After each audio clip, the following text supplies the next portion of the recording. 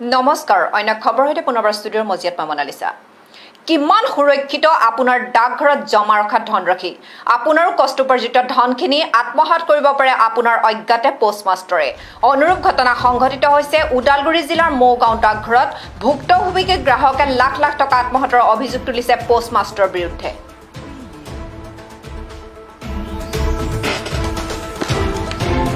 আপোনাৰ ডাকঘৰত জমা থোৱা কষ্টোপাৰ্জিত ধনখিনি সুৰক্ষিত আছেনে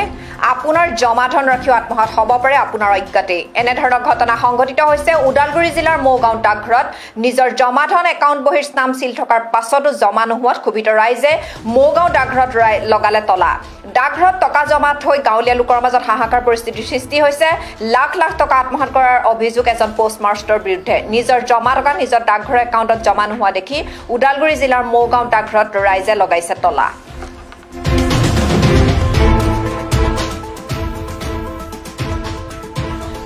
এতিয়া 90,000 হোৱা বুলি কৈছে ছাৰে এতিয়া আমি মে' মাহতে মিচুটি হৈছে এতিয়া আমি পইচাটো পোৱা নাই তেওঁ বহীখনো নেদে আমাক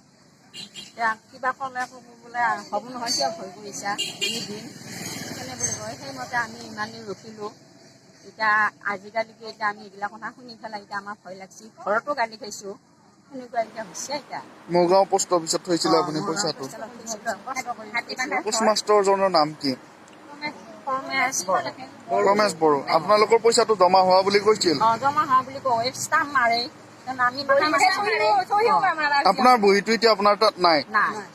তেওঁ লৈ গৈছে তাৰমানে তেওঁ কি কয় এতিয়া তেওঁ এতিয়া ফোন কৰিলে আগতে কিমান কৈছিলে হ'ব দে মই যাই আছো বুলি কৈছে 3 তাৰিখে মাতিলে 3 তাৰিখে মই যাম এতিয়া আজি ৰাইজৰ ধন আত্মসাৎ কৰি নিজৰ পকেট গৰম কৰা পোষ্টমাষ্টৰৰ বিৰুদ্ধে স্থানীয় আৰক্ষীয়ে কি ব্যৱস্থা ল'ব সেয়া লক্ষণীয় হ'ব এই বাতৰিটো ষ্টুডিঅ'ৰ মজিয়াৰ পৰা বিদায় লৈছো মামনালিছে প্ৰতিটো মুহূৰ্তৰ বাতৰি জানিবৰ বাবে চাই থাকিব PI নিউজ ৰাইজৰ বাবে ধন্যবাদ